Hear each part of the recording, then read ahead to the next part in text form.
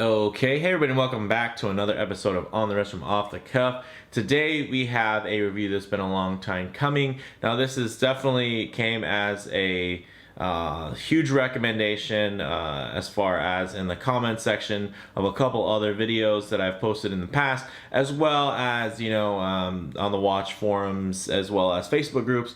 This is a watch that comes very highly regarded and recommended. So I figured I might as well get my hands on one and share my thoughts and give you my take as well, kind of in comparison to, what else is out there above and below. So this is the Tissel Sub.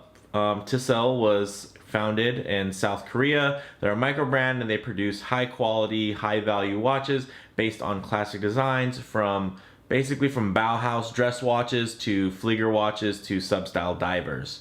Now this particular model, of course, is a dive watch. And, when you're thinking about kind of the key characteristics and design language for a dive watch, you're going to want something, of course, with water resistance. You're going to want that screw down crown, something tough, legible, dive time bezel, and a diver's extension on the bracelet. If possible, it is always nice. Now, this model is technically the marine diver, but has been kind of lovingly dubbed the Tissel Sub. This particular unit is the no-date model. So as you can see, very nice symmetrical dial, and if I was going to buy a Rolex Submariner ceramic today, I would be getting the ceramic no-date as well. So this definitely gives you a very close aesthetic to the Rolex Submariner. I mean, dangerously close, I'd say. Doesn't really offer much originality as far as kind of their own design flair or anything like that. It's just a really, really nice reinterpretation of a modern watch that is actually still available today, just at a much more reduced price. Now, this watch is basically marketed as a high-value modern Submariner homage. Now, I say high value instead of kind of high quality because it's very relative, right? I mean, for the price, I think it is pretty high quality, but there's also watches that are cheaper, I think, that actually are executed a little bit better, and there's watches that are more expensive that are probably executed worse. So I'm just going to throw that out there. So the retail price on these is about 220 bucks, and that is directly through Tisell. Now, if you go to their website, this is always going to be listed as sold out. Basically, what you have to do is actually email in and kind of get on a waiting list. That is how high in demand these watches are, because they do come very highly recommended, and I can see why. Now, the case size is, of course, 40 millimeters. It has a 12.5 millimeter height. 316L stainless steel. It's brushed and polished. It has a flat sapphire crystal with inner AR coating. 120 click bezel with a ceramic insert. Screw down crown, unsigned. 90-15 movement. It's got a solid case back, very sterile. And really, you can kind of just tell by looking at it, and if you've ever checked out any other sub-homages, kind of all the specs. So let's just go ahead and zoom out and get this in hand and on wrist, and we can go over some of what I've noticed about it and kind of my thoughts. Now, it does have a nice bezel action, pretty standard. As far as Submariner homages go, I'd say it's pretty similar to what you'd find in a Squall or Devosa, but it's pretty close, I'd say. I think the ceramic bezel insert is executed really well. It's very sharp, high definition, you could say. The dial is very nice. The hand proportions are all done correctly. I think really where it falls short is the case finishing and the bracelet, and for the bracelet especially the clasp for me.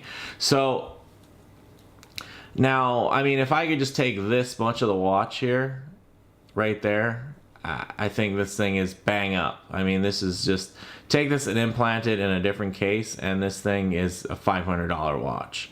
But it's not. It's in this case, and the finishing on it is just very soft. As far as the way the brushing is, I mean, I think it's kind of a cool touch that they did the vertical brushing to match, you know, from the lugs to kind of match with the end link there. But I mean, even the end link execution, as you can see, it doesn't hang, it just jots out a little bit more than it should, which exposes this, which I really don't like. I think that's just missed opportunity. I mean, if they would have just hung that down a little bit lower, it would just look so much better. Now, as far as kind of this T section, what they did here to kind of have it look so sharp is it's actually like a two-piece. It looks like, as you can see underneath there. So it's like two separate pieces of metal. So that's, you know, instead of trying to mold it and then, or to try to kind of chisel it out there and machine it, it's just separate pieces put together, and then so that's gonna have a sharper edge. So I think that's actually pretty smart on their part, but you know, it does achieve the definitely the look. But I just think that execution wise, you know, if you compare it, and I'll pull some other comparables into the frame after I kind of just go through here. Now from the bracelet, you know, tapers down to 18mm clasp, you know, 16mm link. But it's just, you know, it just seems loose. You know, you just look at it and I mean, that's clearly three very separate pieces versus in some of the more higher end models, I mean, it just, even when they look like three pieces, these look, I mean, just, I feel like they're just inconsistent. They just look a little bit more round than they need to be, and it just looks like three things that were just kind of pushed together versus something that was really machined and crafted. And for the clasp, you know, it's definitely a nice clasp. Of course, it is, you know, copy of the glide lock, which is nice. I really, you know, that's a great clasp, maybe one of the best in the business. Let's go ahead and get this on wrist, and I'll show you my problem with this clasp. Now, really nice, right? Great, fits good, but if I just go like this, it just loosens the whole watch. So it just, I don't think that they meant for it to be designed that way. Maybe it's just the unit I have, but I just feel like that is just way too easy and too loose. So I'd like watches to be easily adjustable, but not that easy. And then, you know, as you can see, kind of some of the finishing here isn't really great. You know, even if I wipe this off here, it's decent, but you just see those little imperfections in the light there, you can see. I mean, I haven't worn this watch a lot, so I mean, this is just kind of how it looks. And don't get me wrong, I mean, it's definitely better than a stamped clasp, but I mean, it's not better than a well executed one, right? So let's compare it to this Devosa here, right? Stamped clasp. It's an inferior design, but it has superior execution as far as I'm concerned. You know, it's just better done. I mean, yeah, it's not trying to do as much, but for what it is, the quality to me, the fit and finish is just noticeably nicer. You know, even though it's a very basic standard clasp there and dive extension, I mean, to me, this just feels more solid than this does, especially when I can just unratchet it right off my wrist. And then kind of as I was saying before, you know, with the, I don't know if the lights and the camera are gonna be able to pick this up, but I mean, that's, to me, this just feels just a little bit more rounded off than it needs to be. And then, you know, robust wise, yeah, this is probably closer more to scale wise of what a sub is going to have, but because it's not at such a high level of finishing, it's just not going to feel as good. It's just going to feel a little bit tinny in comparison. So now, I mean, Devosa, hey, they kind of knew, hey, this isn't going to be finished as high level as a sub, but, you know, they bulked it up to kind of add that. And then, you know, they both have screw-in links, which is nice, but I just think that, you know, let's check this out. Look at the way this drops versus the way this one drops. If that helps, let's just do this. So look at it on wrist, right? Look at this transition from here to here. See how it just awkward. It just feels like it's just sticking out too much. Now, The Devosa, I put it on wrist. I feel like see the transition is just, it flows better because this just comes out a little bit more and this is tucked in a little bit more. It's just, I think, just at a better tolerance. So this looks like very cohesive, you know. It's like this pattern, this, like they're all linked together, very cohesive, versus here when it's on wrist. Let me get that off the shot there. It just, to me, you can see there's a clear break, right? It's just these guys just scoop back in. This is sitting a little bit higher. It just doesn't flow as nicely. It just feels like this middle piece is sticking out more. These guys are a little bit too low, and then this is coming up too high. Now, one of the main kind of videos where I got a lot of people asking about the Tissel Sub was the Ginault Ocean-Rover videos. So everybody, oh, this is the best as far as fit and bang per buck. Everybody want to talk about that, how comparable they are. I mean, so here's the date model. I put this one back on bracelet so that we could compare the bracelets and everything.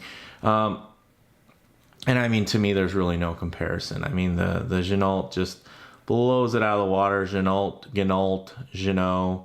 tomato. But I chose to compare it to the date model because it uses the C1 loom, so it's just a little bit more, it's a white loom versus the more vintageized loom of the other model. So the no date. But I mean, as you can see here, I mean, just the sharpness of the case, the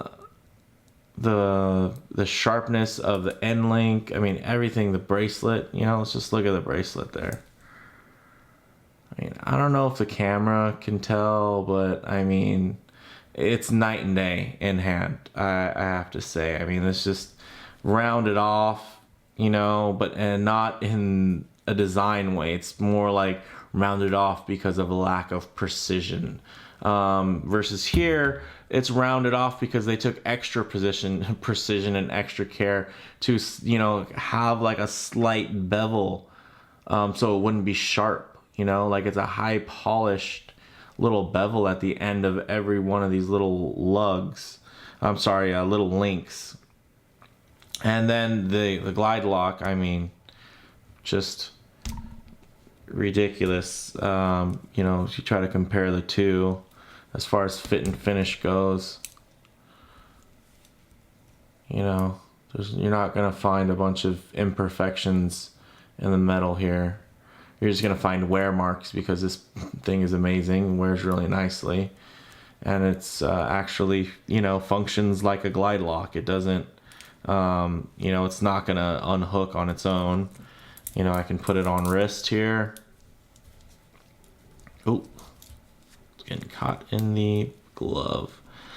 So, I can tug at this. It's not going anywhere, And then again, take a look at the way the end links flow down into the links there. Again, I feel it's just like a more organic flow. It doesn't feel as broken and choppy as the way that the links transition here. It's just like the link is held just a little bit too far out from the case. I mean, if you just look at that, I mean, look how far out the link is coming down. So, I mean, I guess those are little nitpick things, but it's just, once you kind of, the reason why it's easy for me to kind of point those things out is just because I compare it to pretty much the best executed sub-homage ever. So, I mean, take it for what you will, but as you can see there, see the way that hangs? See how far out that is? Not as far out, right? Just more organic flow to the case. It just, it's not held completely out. So it's probably like halfway in the link there versus here. It's just like all the way out from the side of the case. So if you can see that there, I think that is probably the best way to kind of show that. And then, you know, I think the case itself isn't bad. It definitely, you know, I'd say probably a Seiko 5 quality case. You know, nothing special as far as, you know, the finishing for the crown guard or anything. It's still all very soft. But, you know, not a lot of hard breaks and transitions as far as looks goes. But for me, I think this thing just, it does a lot better on a strap. So I'm going to put it on a rubber strap for you guys, and then I'll kind of review it from that standpoint, because I'm just not a fan of this bracelet. So 1 second. Okay, so we're back, and now we have the watch here on this really great Hirsch pure rubber strap. Really, really nicely done. Great execution from Hirsch. I mean, this isn't a super high-end fitted end-link strap, but because the lug holes are actually so close to the case, it actually doesn't leave much of a gap, and I think it looks really great. And, you know, Hirsch rubber straps are, you know, some of the best in the business. I will be doing a kind of strap comparison as far as kind of the ultimate diver strap face-off coming up, so definitely keep an eye out for that. But let's go ahead and get this on wrist now with the rubber strap. Hopefully I can do it with the glove. Always have issues there. Okay, here we go. So I think it wears really nicely on my 7 1/4 inch wrist. As you can see, great wrist presence. You know, not a lot of gap there, and definitely a high quality strap option that really just trumps the bracelet that came with it. So, you know, really, really nice. One of the things that I still haven't shown you guys is the loom, but I just wanted to kind of show you guys that this easily dresses up. Now, this is why maybe not the highest quality, but extremely high value, because now you put a nice strap on this, you know, or maybe you want to put on a NATO. I would say be careful if you want a NATO, because these are so close together. It's going to be tough to fit, you know, a higher end NATO quality, you know, ones that are a little bit thicker through there. You know, so you'll probably have to use kind of the bent spring bars, but I think it looks really, really nice. And now it's kind of a fun, sporty, you know, really, and then, you know, knock around watch. It has a robust movement, the 9015 from Miyota. Great, you know, sweeping seconds hand there. You got this, you know, really great scratch proof ceramic sapphire. I mean, it gives you everything you need now, and I think that's kind of where it fits in a little bit better, and I think is more of an attractive package once you kind of get it off of that factory bracelet.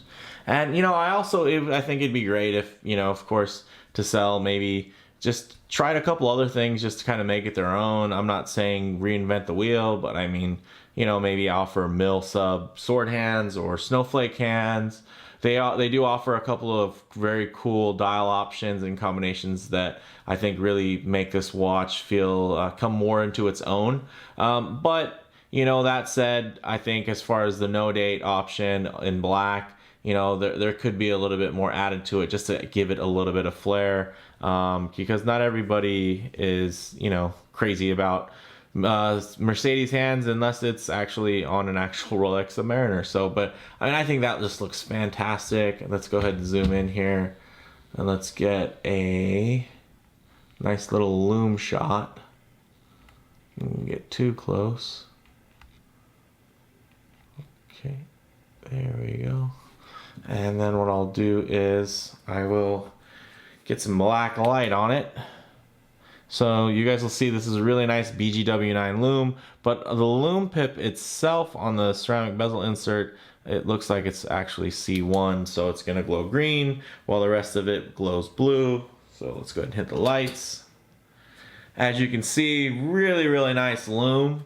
Very great, you know, standard BGW9 kind of blue tone loom there. It looks really good. The loom pip is not quite as bright, but you know, it's I wouldn't say it's the worst I've seen. I've definitely seen much worse, even within this price point and above. So but I think the loom's really great. That's definitely a strong point for it. I mean, finding a watch that is powered by a Miyota 9015 and has BGW9 loom and a ceramic insert, it's definitely tough to find, with or without an original design or not. So I think that's definitely something that's really cool and a great strong point. So I just wanted to kind of close the video more on a strength of this piece, because I like to keep my reviews pretty positive.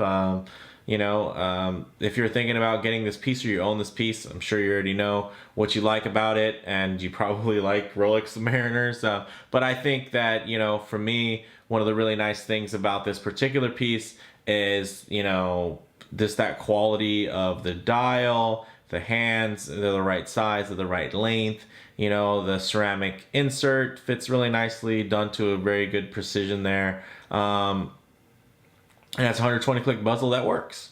Is it crazy, anything special? No, but I mean, it works well. And I've definitely used a couple of bezels where I felt like they didn't work at all. And many of them were much more expensive than this. So I think it definitely does offer a very high value proposition.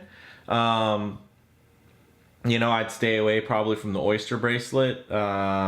If you're really looking for something as far as quality wise, I mean, if you're just looking for the look, I think it definitely checks that box. But if you want something that's going to actually have a little bit nicer quality, something better than, an $80 Invicta, you're probably going to want to get this thing on a different strap, and I think you'll be pretty happy with it.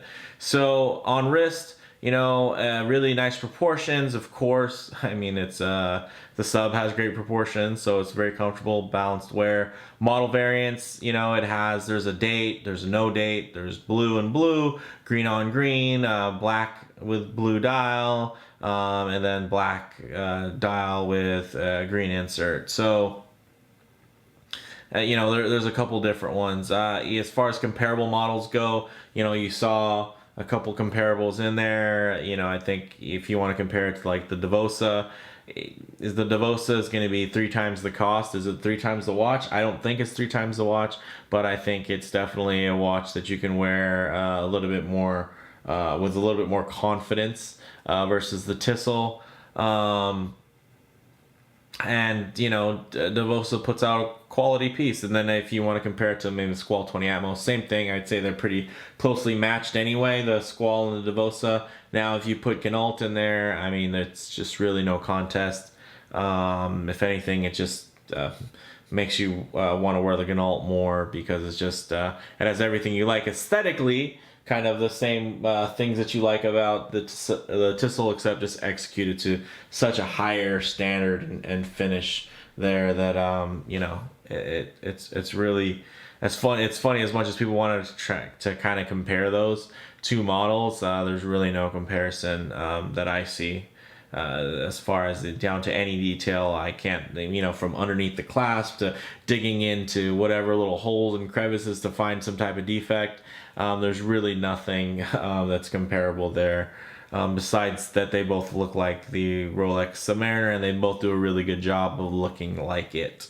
So bottom line, you're paying for the iconic look, and it's executed to a fine level. It's nothing near luxury or anything like that. It's definitely entry level. It's not entry level, mid range or anything crazy like that. But for the money, you get a lot of watch for the money. Mainly the fact that on paper, let's think about it. Miyota 9015, ceramic insert, 200 meters water resistance, BGW9 loom. So, I mean, right there, it has a bracelet with solid end links, solid links, screw-in links, solid clasp, that has, on-the-fly adjustment. That's on paper already right there. That thing is well worth over $220. So, it's a good watch. But I just say, with the competition that's out there, it definitely has its work cut out for it, versus I think when it came out a couple years ago, or I believe it was at least a year or two ago when this originally dropped, it was something that was just like, I think it really hit the ground running, and that's how it built its reputation, because there just wasn't too much that was, but you compare it to an Invicta 8926, and yeah, it's gonna be a lot better. But now you start kind of comparing it to what else is out there, and then even when you take price into consideration, I mean, if you want the quality, if that's one of the things that you like about Rolex, and if you're not just looking for the look, I mean, if you just want the look, you can get a quartz model that's going to give you a similar look. So, I mean, if you're somebody that really appreciates kind of high-end watchmaking, this might not be the piece for you. But if you're somebody who loves those kind of bang per buck beaters, I mean, this is really a great option. I mean, if you want to have a beater watch and just kind of get rid of your G-Shock, and you want to have something that looks like your ceramic sub to mow the lawn in, this is definitely the piece for you. So if you haven't already, please do hit like if you like the video, and if you're not already subscribed, please do subscribe for more content just like this. Let me know what you guys think in the comments below. Thanks guys, and I'll see you in the next one. Bye.